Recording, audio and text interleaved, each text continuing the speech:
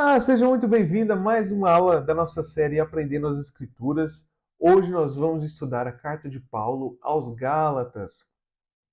Hoje nós vamos ver quem eram os Gálatas, o que estava acontecendo nessa igreja, por que o apóstolo Paulo escreveu essa carta e para que ela serve para nós hoje em dia na nossa fé cristã. Então, começando aqui, como sempre, o título é a carta de Paulo aos Gálatas, né? Paulo ele se identifica no início da carta, por isso que nós entendemos que essa é a autoria dele. Ela contém 6 capítulos, é uma carta curta até, né? E ela possivelmente foi a primeira carta do apóstolo Paulo a ser escrita. É, escrita ali logo depois da sua primeira viagem missionária, por volta do ano 49 depois de Cristo. Nós entendemos isso por conta da temática da carta. Paulo nessa carta ele fala muito sobre a questão dos judaizantes, a questão de pessoas que estavam querendo introduzir conceitos da lei de Moisés dentro da fé cristã. Então nós entendemos que essa carta foi escrita ali por volta do ano 49 depois de Cristo, provavelmente depois da primeira viagem missionária, porém antes do Concílio de Jerusalém, né, que está ali descrito no livro de Atos, no capítulo 15. Por quê? Porque Paulo ele não menciona nada do que foi discutido ali no Concílio de Jerusalém. E se o concílio já tivesse acontecido, possivelmente ele teria mencionado: olha, nós discutimos, eu fui até Jerusalém, conversei com os apóstolos, nós discutimos esse tema, e o que foi acordado foi o seguinte: por quê? Porque no concílio de Jerusalém foi emitido um documento, foi emitida uma carta às igrejas, né? E foram enviados, não só Paulo e Barnabé de volta, como foram enviados testemunhas, como Silas, para testificar da veracidade daquele documento, né? Então Paulo ele não menciona nada do que foi discutido no Concílio de Jerusalém. Por isso nós entendemos que essa carta possivelmente foi escrita ali no ano 49 depois de Cristo, sendo assim a primeira carta do apóstolo Paulo que nós temos registro. Em relação ao local onde ela foi escrita, nós não temos muita certeza, mas não é difícil imaginar que talvez ela tenha sido escrita ali na cidade de Antioquia da Síria, que é a cidade em que Paulo escolheu para se estabelecer, a igreja onde ele escolheu para trabalhar, e a partir dali que ele partiu para todas as suas missões, né? Então, provavelmente ele escreveu de Antioquia da Síria mesmo. E quem são os Gálatas, né? Essa carta, diferentemente das outras que nós já vimos na série, ela não se destina a uma igreja específica situada numa cidade específica, como é o caso de Coríntios, que é destinada aos cristãos da cidade de Corinto, como Efésios, que é destinado aos cristãos da cidade de Éfeso, Romanos, aqueles que estão em Roma, e por aí vai, né?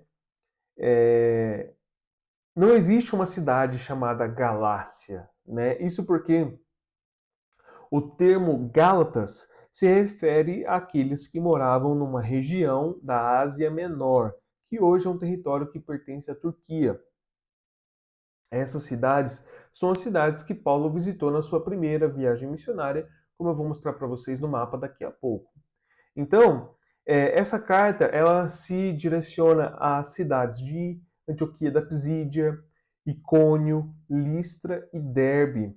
E aí, quando nós temos essa informação, nós percebemos que essa seria uma carta circular, ou seja, que seria enviada para uma cidade, seria copiada e depois seria enviada a outras cidades para que o conteúdo da carta percorresse ali a região que Paulo estava destinando esse documento. Então, como eu falei, né, vamos dar uma olhadinha aqui no mapa para que a gente possa entender melhor para qual região Paulo estava escrevendo.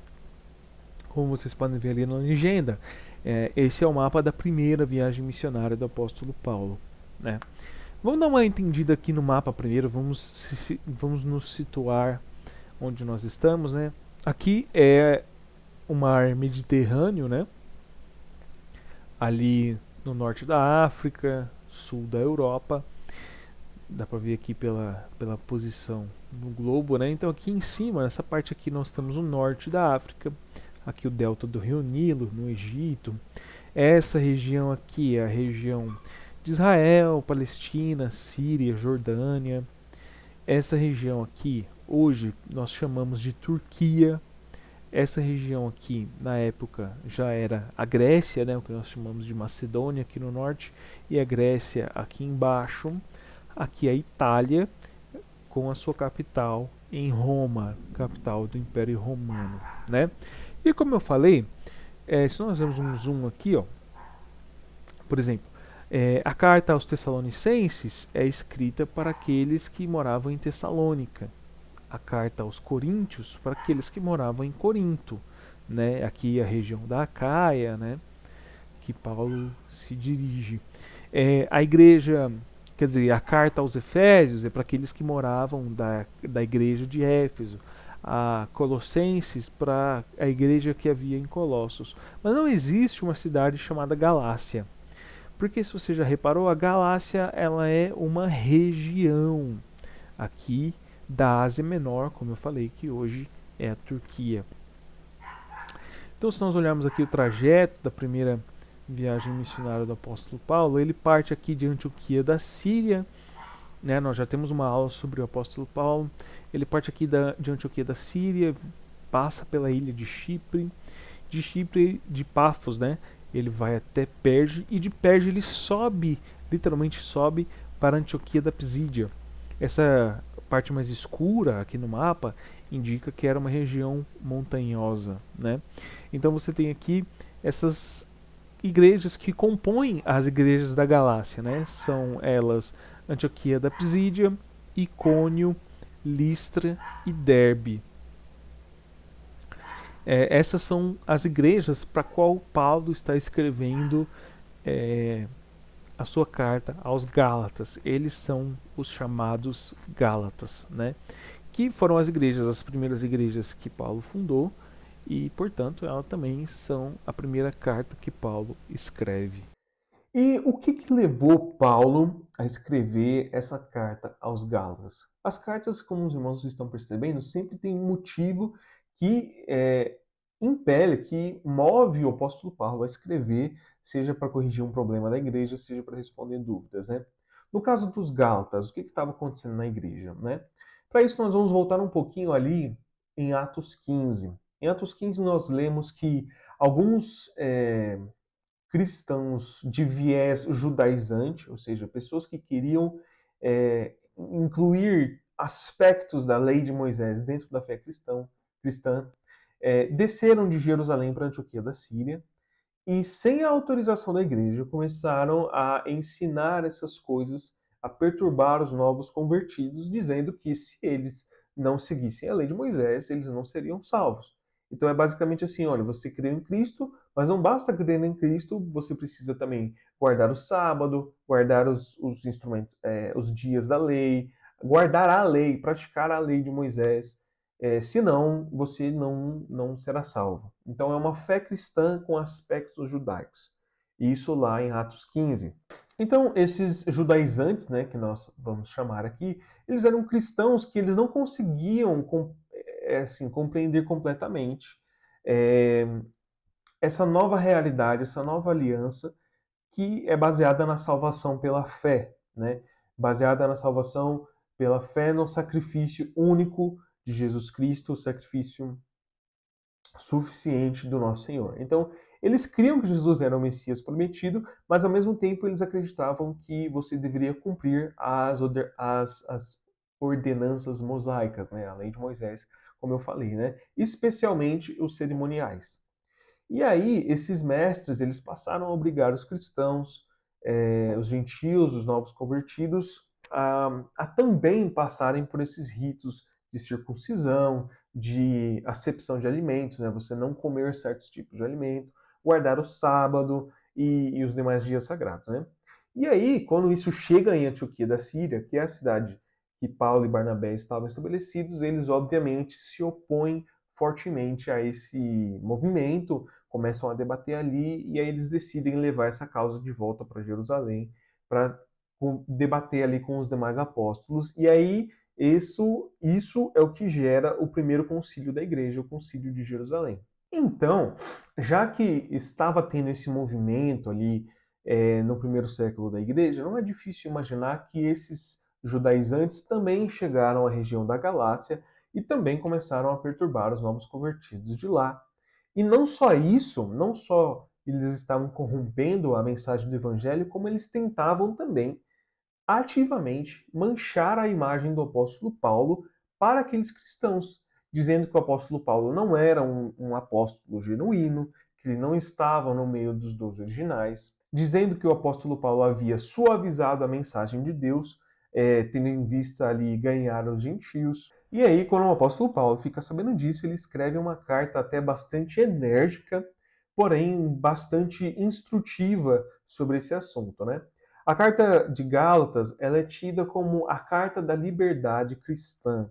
E ao lado de Romanos, a carta aos Gálatas, ela compõe o núcleo doutrinário do Novo Testamento. Romanos vai falar bastante, né, sobre a depravação, sobre a justificação pela fé, sobre a graça, sobre a doutrina da graça, e a carta aos Gálatas vem para complementar isso. Agora vamos falar do esboço geral da carta, né?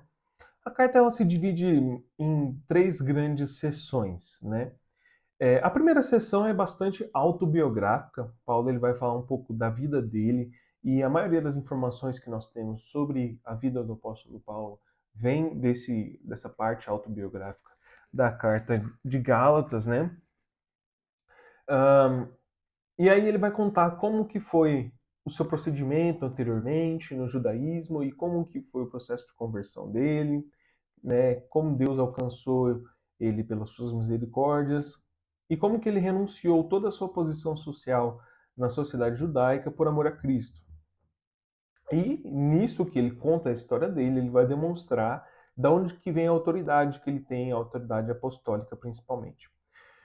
Já a segunda seção da carta, ali nos capítulos 3 e 4, é a parte doutrinária da carta, onde Paulo ele vai explicar abertamente como que a lei não tem poder para nos salvar, e ele vai argumentar principalmente que a verdadeira salvação vem pela fé, não de cumprir a lei, né, guardar os dias e fazer os rituais. E como principal argumento dele, Paulo vai usar Abraão, que é o grande patriarca do judaísmo, mas que foi um exemplo de fé, justificado pela fé, isso foi acreditado como justiça, né, como Paulo vai dizer, antes mesmo que houvesse a lei de Moisés. E por fim, a última sessão, ela é uma sessão de não só de encerramento, mas como de aplicação da mensagem que ele acabou de falar, instruindo os cristãos como que eles devem viver essa liberdade que nós temos em Cristo, de forma espiritual, né?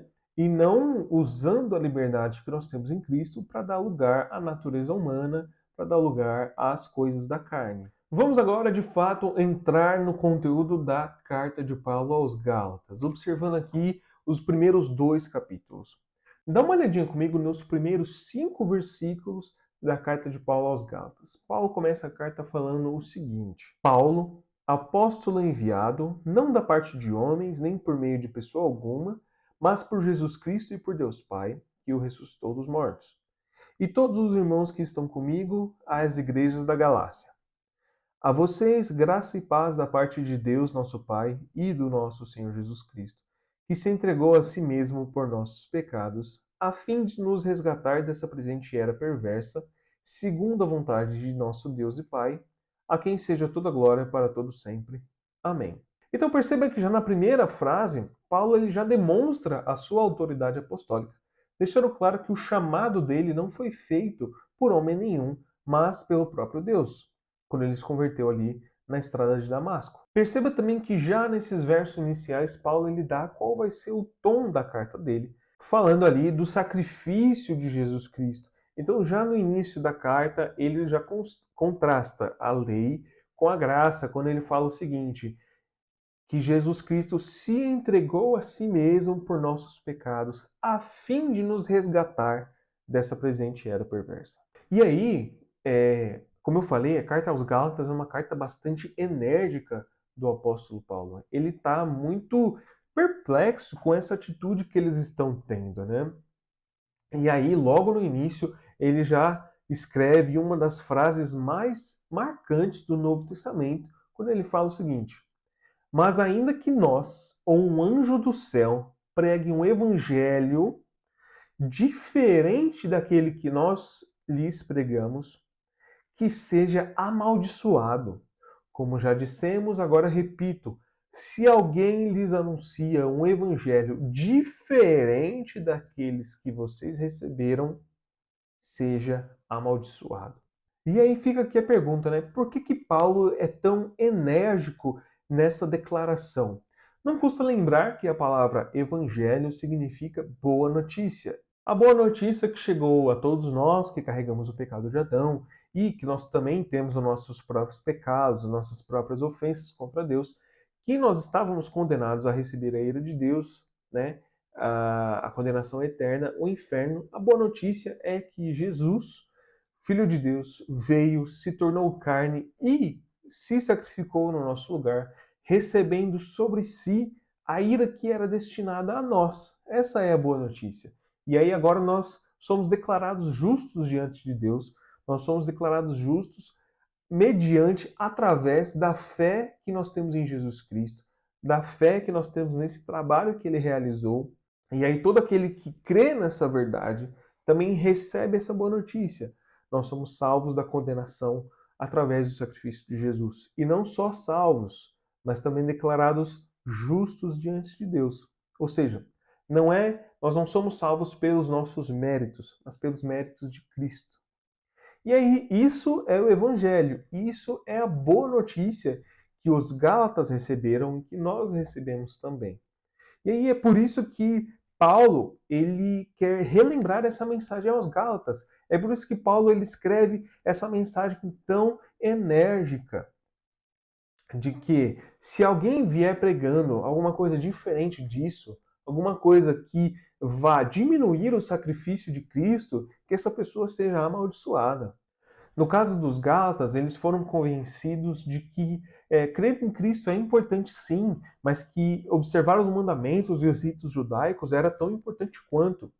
E aí, quando eles estão fazendo isso, eles estão afirmando que o sacrifício de Cristo não é suficiente, que você precisa acrescentar algo a mais para que a sua salvação seja genuína. E aí é por isso que Paulo ele está tão perplexo em relação aos Gálatas, porque ele está querendo dizer: vocês estão querendo voltar para algo que não tem poder para salvar vocês. Vocês estão abandonando o sacrifício perfeito de Cristo. E aí, para exemplificar, ele conta a própria história. Ele fala assim: olha, vocês estão querendo ser judeus? Sabe quem era judeu? Eu era. E eu não era um judeuzinho qualquer, não. Eu era muito melhor do que a maioria das pessoas da minha idade. Aí Paulo vai contar toda a história dele. E como ele, que era alguém que tinha um prestígio na sociedade judaica, ele era uma pessoa conhecedora da lei, dos profetas, como ele abandonou tudo isso para seguir a Cristo. E ele até escreve: acaso busco eu agora a aprovação dos homens ou a aprovação de Deus? Estou tentando agradar a homens? Se eu ainda estivesse procurando agradar a homens, não seria servo de Cristo. Veja, Paulo ele nasceu numa das tribos mais tradicionais de Israel, a tribo de Benjamim. Ele estudou em Jerusalém, o centro da religião judaica, estudou com um dos maiores rabinos da sua época, que era Gamaliel. Ou seja, ele era muito respeitado na sociedade judaica. E aí ele mesmo declara: no judaísmo eu superava a maioria dos judeus da minha idade e era extremamente zeloso das tradições dos meus antepassados. Então você imagina as surpresas. Então você imagina a surpresa dos amigos, dos conhecidos, da família de Paulo ao descobrir que ele se tornou cristão.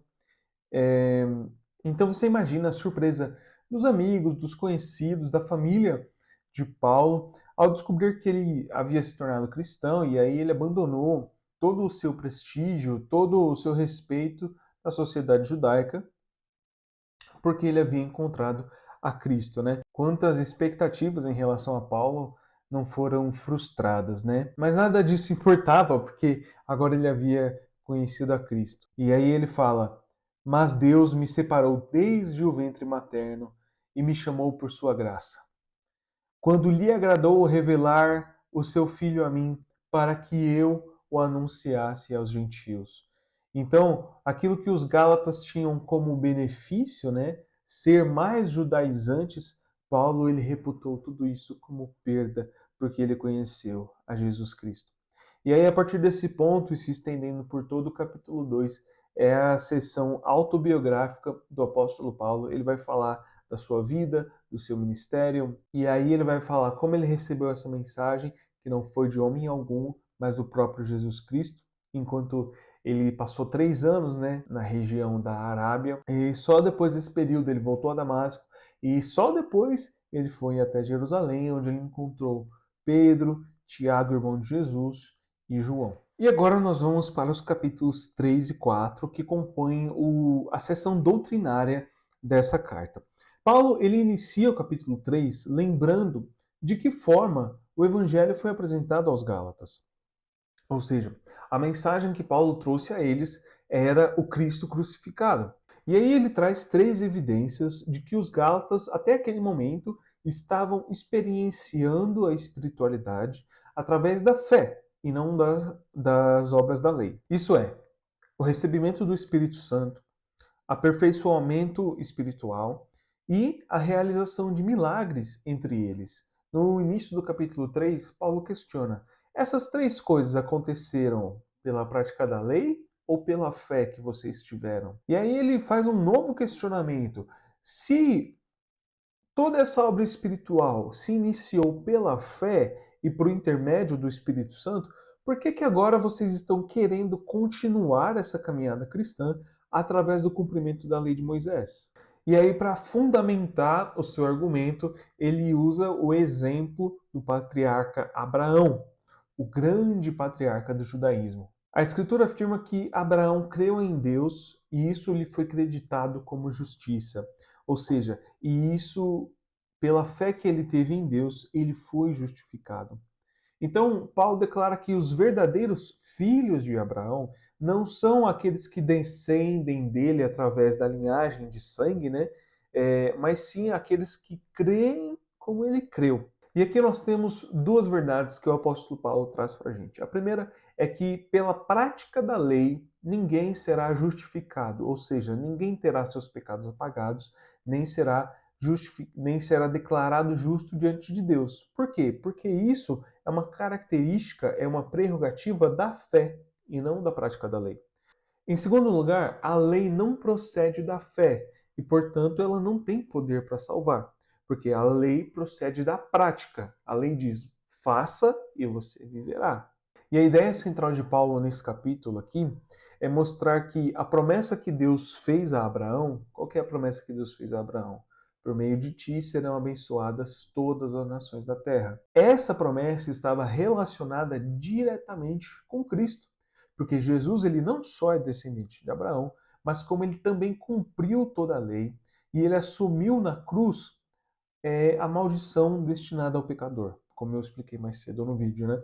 Então Jesus cumpre a promessa que Deus faz a Abraão. Em Jesus, todas as nações da terra são abençoadas. Nesse capítulo também, Paulo vai argumentar que a lei de Moisés, que foi dada no Sinai, não anula a promessa que Deus fez a Abraão. E a promessa foi estabelecida muito antes da lei. Abraão creu em Deus antes mesmo de haver lei. Esse é o grande argumento de Paulo nesse 3º capítulo. E que se a lei tivesse poder para salvar o ser humano, a cruz de Cristo seria desnecessária.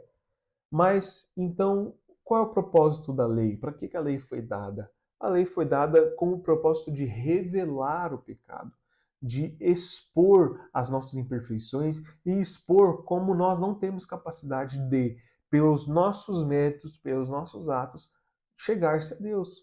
E é isso que Paulo diz no verso 21 do capítulo 3, quando ele escreve que se fosse promulgada uma lei que pudesse dar vida, então a justiça seria de fato procedente da lei. Ele vai argumentar de forma parecida na sua carta aos Romanos, quando ele diz que a lei serviu para escancarar o pecado, embora ela mesma não tenha o poder de restaurar e regenerar vidas. E aí, por conta disso, a lei ela é inútil e ela é dispensável? De maneira nenhuma, como diria o próprio apóstolo Paulo.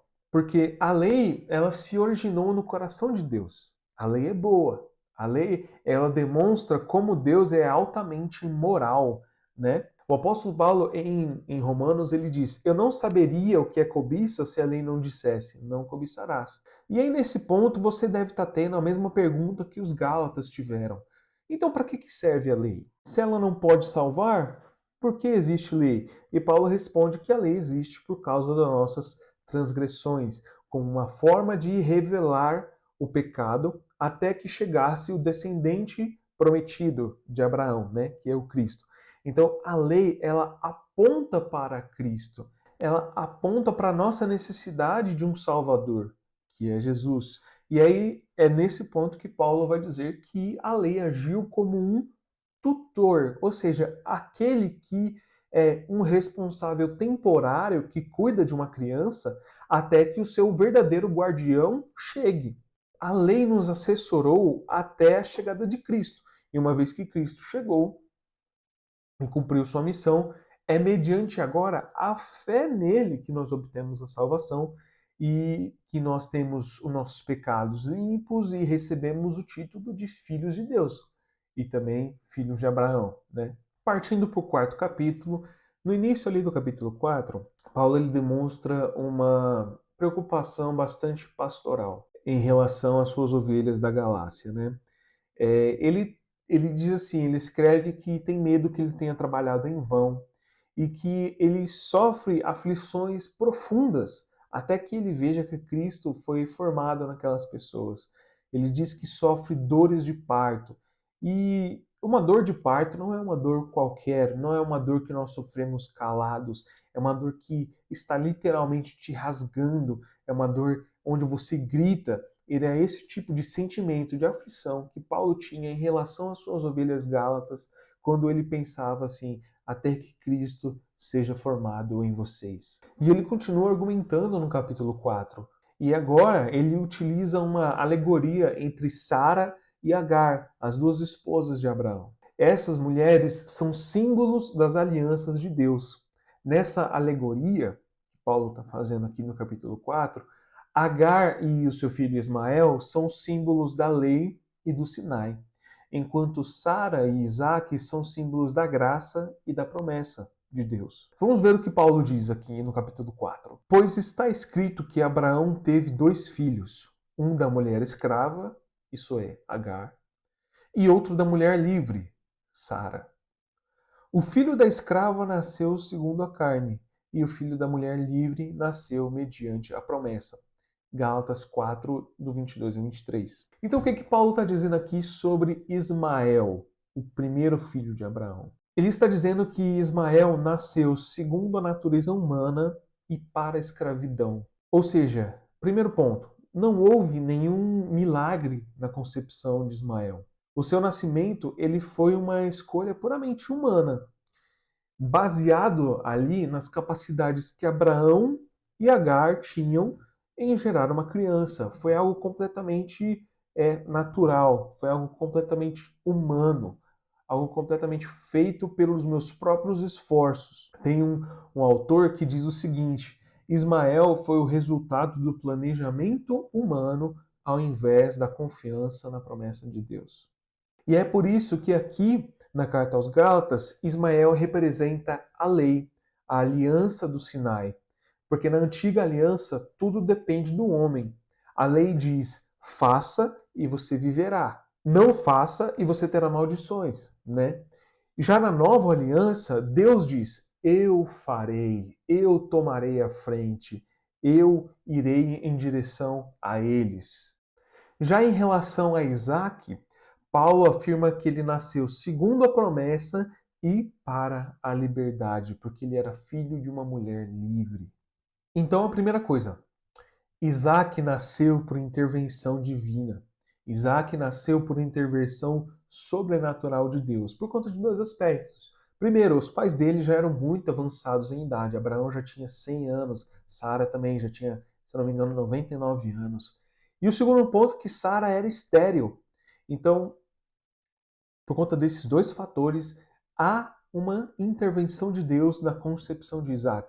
Em segundo lugar, Isaac ele não nasceu por vontade dos seus pais, por vontade de Abraão e Sara. Isaac nasceu por vontade de Deus. Olha comigo esse texto aqui de Gênesis 18:14. Por acaso existe algo demasiadamente difícil para o Senhor? Daqui a 1 ano, nesse mesmo tempo, eu voltarei a você e Sara terá um filho. Então, Isaac é o propósito de Deus para a vida de Abraão, porque ele seria o primeiro descendente de Abraão viria Isaac, de Isaac viria Jacó, de Jacó viriam as 12 tribos de Israel, e dessas 12 tribos viria o povo de Israel. E em terceiro lugar, Isaac ele é o herdeiro dessas bênçãos prometidas por Deus, dessa grande descendência da qual inclusive viria o Messias. Então, Isaac aqui, ele representa a graça, a aliança da cruz, aquela que nós recebemos por intermédio de Deus e por intermédio do sacrifício de Cristo. É algo que vem de cima para baixo, é algo que vem de Deus para nós. E todo aquele que recebe essa aliança se torna também um herdeiro de Abraão e um filho de Deus. Há uma frase que diz o seguinte: ser filho de Abraão não é ter o sangue de Abraão correndo em suas veias, mas sim ter a fé de Abraão no seu coração. Então, nos capítulos 3 e 4, que são o núcleo doutrinário dessa carta, Paulo ele argumenta como hoje nós estamos livres da lei porque nós cremos no sacrifício de Cristo. E aí no capítulo 5, já se encaminhando ali para o final da carta, Paulo ele vai falar sobre essa liberdade cristã que nós temos, né? Agora não mais estando debaixo das ordenanças da lei. Mas ele ainda assim ele é contundente. Ele diz que aqueles que querem se justificar praticando as obras da lei, essas pessoas estão separadas de Cristo. Paulo diz que essas pessoas caíram da graça. E para esses, é como se Cristo não tivesse valor nenhum, porque o que justifica não é o que ele fez, mas o que eu faço. Em Mateus 22:40, Jesus diz que toda a lei e os profetas dependem apenas de 2 mandamentos. O primeiro é: ame o Senhor teu Deus de todo o teu coração, toda a sua alma, de todo o seu entendimento, e ame o seu próximo como a si mesmo. Tudo isso resume a lei e os profetas. E Paulo concorda com essa afirmação de Jesus quando ele escreve no capítulo 5 de Gálatas o seguinte: porque toda a lei se cumpre em um só preceito, a saber, ame o seu próximo como a si mesmo. E assim, se eu amo o meu próximo, eu não vou primeiro matar ele, né? Ali dos 10 mandamentos, agora eu estou me referindo. Se eu amo o meu próximo, eu não vou furtar, eu não vou mentir em relação a ele, eu não vou cobiçar o que ele tem, né? Se o meu próximo também é a minha esposa, por amor a ela, eu não vou adulterar com outra pessoa. Então, essa é a lei que nós cumprimos. Toda a lei e os profetas se resumem em ame ao Senhor Deus, de todo o seu amor, de todo o seu coração, de todas as suas forças, de todo o seu entendimento, e o próximo como a ti mesmo. Paulo repete esse ensinamento de Jesus aqui no início do capítulo 5. E isso nos traz uma liberdade, mas nesse quinto capítulo, Paulo ele vai dizer que a liberdade cristã que nós temos não é desculpa para dar lugar à natureza humana, né? Não é desculpa para nós nos portarmos com libertinagem, satisfazendo as vontades carnais. O caminho que Paulo propõe aqui no quinto capítulo é que vivamos pelo Espírito. Ele diz assim: vivam pelo Espírito e vocês jamais satisfarão os desejos da carne. Ou seja, o que é viver no Espírito? Viver pelo Espírito? É permitir que ele guie todas as áreas da nossa vida. Se nós permitirmos que o Espírito guie todas as áreas da nossa vida, se nós nos submetermos a Deus e ao seu Espírito Santo, nós não iremos atender aos anseios da natureza humana. E aí, aqui, Paulo ele ainda descreve uma luta que existe dentro de cada um de nós entre o espírito e a natureza humana, entre o espírito e a carne. E eu achei muito interessante como que a tradução Nova Versão Transformadora traduziu esse verso 17. Olha aqui comigo. A natureza humana deseja fazer exatamente o oposto que o espírito quer. E o espírito nos impele na direção contrária àquela desejada pela natureza humana. Essas duas forças se confrontam o tempo todo, de modo que vocês não têm liberdade de pôr em prática o que intentam fazer. Mais tarde, na sua carta aos Romanos, Paulo também falaria sobre esse tema. Ele diria o seguinte: porque eu sei que quanto a mim, isso é, na minha carne, não habita bem nenhum, pois o querer o bem está em mim, mas não realizá-lo. Porque não faço o bem que quero, mas o mal que não quero, esse faço. E aí, ao final do 5º capítulo, Paulo ele vai contrastar uma vida guiada pelo Espírito e uma vida guiada pela carne.